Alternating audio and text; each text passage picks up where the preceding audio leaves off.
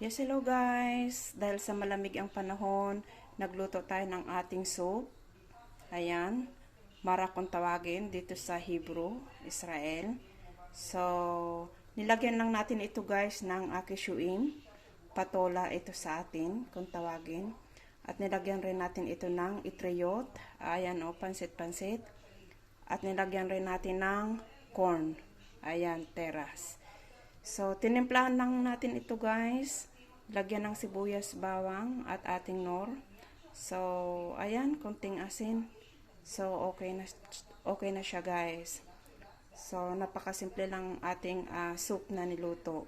At dahil naman sa malamig ang panahon, paborito ito ng ating alolomote.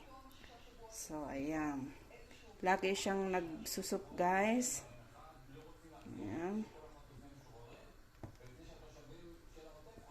So, napakasimple lang ating soup. So, yun lang guys ang aking napaka-ikling video. Maraming salamat sa panonood.